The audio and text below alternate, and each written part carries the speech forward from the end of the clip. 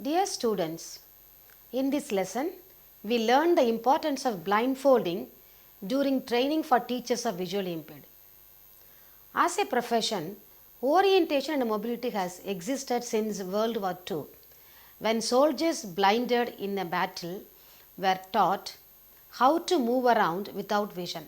Since then, orientation is knowing where you are, and mobility, which means getting from point A to point B, have been taught to people of all ages who are blind and visually impaired through schools and government agencies. People often blindfold themselves to try to understand what it is like to be blind. Though this blindness simulation can trigger empathy toward blind people, it can also mislead people about blindness because it highlights the initial trauma of becoming blind rather than realities of being blind. In the orientation and mobility instructor program or in a teacher training program where the teacher is expected to teach O&M to visually impaired students need to understand the mobility challenges of visually impaired persons. This understanding is crucial to the work of a teacher to the visually impaired. Hence, in the training program, the teacher trainees and the specialist trainees are required to spend an average of 120 hours blindfolded as a part of training program. The trainee always knows that his or her partner is there, keeping an eye on the blindfolded person. The trainee places the blindfold over his or her eyes, shutting out of the bright sun. When the sense of sight is removed, the sound of car horns and the smell from a restaurant become almost overpowering. The trainee takes a moment to adjust to the darkness before grasping the white cane to move around. Blindness simulations are active learning exercises in which people use props to temporarily adapt to physical environment, such as using a blindfold or low vision goggles to temporarily obscure their sight. They are often used to educate trainees about blindness. This exercise will motivate to empathize with visually impaired people. Rationale for blindfolding during training. The training is meant to ensure that the teachers and O&M specialists can handle complicated areas. Practicing under difficult circumstances helps the teachers build confidence in their own skills. When they teach a student who is visually impaired, the teacher can transfer confidence in them. The teacher can say that O&M training is safe and this is going to help the person more independent traveler. The teacher can clearly understand how to teach the visually impaired persons to travel indoors, use staircase and elevators, how to walk down a residential street or busy street using sensory clues. The teacher is able to teach what to do when something goes wrong. The nature of O&M is to adapt to the environment, but the world is ever changing. While blindfolding, it teaches how to be able to keep oneself cool. While navigating blindfolded, the trainees had to practice staying calm in uncomfortable situations which may involve large crowds or curious members of the public. Navigating through the mall blindfolded is the hardest part. There are so many echoes and many people walking and nobody follows the natural traffic pattern. Sometimes the cane will drop and somebody will kick the cane. There are always mishaps like that. But the trainees pose calm and know how to ask help from the public. The blindfolded person uses a cane in the length which touches the sternum or little longer than average cane. The cane discovers the obstacles in the path. As the person sweeps the narrow tip back and forth, he or she is able to detect cracks in the sidewalk or circumvents a metal or a plastic trash bin. There are things that are really obvious when a sighted person is under blindfold that he or she would never notice as a sighted person. Tilts in the floor, hills and inclines, those become almost immediately noticeable. Use of blindfolding as part of a long-term training program for sighted staff members can be extremely beneficial. As blindfolded sighted people learn the skills of blindness and gain confidence in those skills, they become genuine advocates for the capabilities of blind people.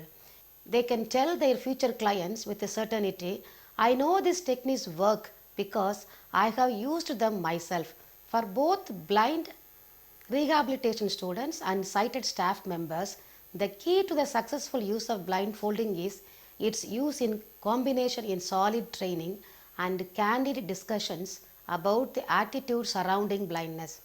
Both of these things take time, at least 3 months in the case of staff members and longer for blind students. However, if blindfolded activities are not done carefully, blindness simulations can give a distorted impression of blindness, reinforcing misconceptions about the capacities of blind people.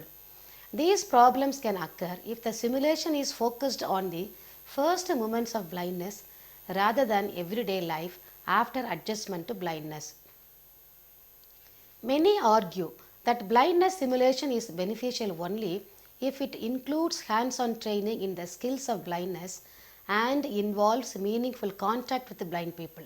Some of the activities can be given indoor before taking the trainees outside for mobility using cane. These activities can include hands-on experience with the tools and techniques of blindness. Some examples are walk in a hallway to locate specific room numbers or areas. You may choose to provide the person with a verbal prompt to provide them with a card with a room number in the print or braille and request them to find the room. Locate the doorway leading to the outside. Go outdoors and locate a specific car in the parking lot or locate the correct bus. Provide the person with a coin purse and encourage them to use a vending machine. Request the person locate and take water from a tap. Find a requested item in a familiar and unfamiliar classroom. Provide a blind person with a set of keys and request them they open a locked door. Play catch with a playground ball. Get a wet paper towel and clean the tabletop and sweep up crumbs from the floor. Arrange for participants to go through the lunch line and get their lunch. Provide items to create a simple snack and encourage participants to assemble their snack, including spreading cream, cheese or butter. It can be beneficial and in some cases necessary to formally instruct those new to the vision field, team members or peers with the opportunity to experience some of what it is like to be blind or have a visual impairment. Providing an in-service training using vision simulators is an excellent teaching tool to help educators learn about the impact of vision impairment on their students. Low vision simulators can make for a fun and educational in-service. It must be stressed that simulating a visual impairment is not the same as having the visual impairment. The sighted person has the visual memory and experiences to draw from and assist them in identifying information and navigating their way through the environment. Keep in mind that this is critical to ensure that everyone stays safe during and any type of simulation, especially during any movement activities. Each person under simulation should have sighted monitor to ensure safety. People can learn to notice and non-visual information when they have lots of experiences where visual information is not available, such as with blindfolds or real life situations where the client cannot see well. Blindfolds are a very effective way to teach non-visual techniques because they prevent any distraction from vision. So it is easier for people to notice and use the non-visual information. Low vision simulation. Low vision simulation kit contains goggles and interchangeable visual acuity and visual pathology simulations as well as peripheral field restriction simulations that allow the user to better understand the effect that low vision has on mobility, learning, employment and activities of daily living. Although a person with normal vision can never fully comprehend the complexities of life with low vision, wearing a simulator can provide a sense of some of the issues involved. Often, the wearer is impressed with how much he or she can do. At other times, the wearer finds the simplest task extremely frustrating. Understand that everyone is unique and his or her experience of low vision is unique. Just because someone has a certain diagnosis does not mean that he or she will see the same, have the same needs or the same abilities as someone else with the same diagnosis.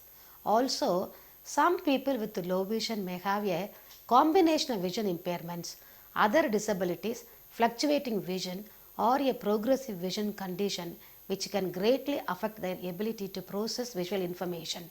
Some of the activities for low vision stimulation may include a range of exercises. During food service, these activities can be given. Provide the elements of snack and have them prepare it while wearing simulators. This could involve small buns or rolls or sliced cheese or buttering the bread. Beverages and cups should also be provided and pouring encouraged. Having people use salt and pepper in the food. The experience may be more challenging if the participants have not seen the food and drink on the table before putting on their simulators. They will not have a visual memory to assist them. Depending on the situation and the goal of providing these activities, it can be very interesting to have a sighted person without a simulator. Help the person who is wearing the simulator with activities such as writing, eating, or orientation and mobility. Be sure to allow time for participants to discuss their experiences and feelings with the group. Activities associated with the home. Watch television. Try viewing at 15 feet, 10 feet, and 5 feet. Read a letter, a greeting card, a newspaper, a recipe, directions or instructions on the package. Look at photographs or pictures in magazines. Pour a cup of glass of soda or water or coffee. Notice if there is a difference when pouring dark liquids into a white cup and when pouring them into a dark cup. Dial a number on the phone. Try to look up a particular number in the phone book. Walk outside and back inside. Notice if vision changes in different lighting as move through the doorways. Write 5 items from a grocery list using different pens or pencils and find out which ones you can see the best. Look at the other people and find out if you can see the features in their face, what they are wearing, how their hair is done, or if they are wearing jewelry or glasses. Activities associated with offices or commercial or public buildings.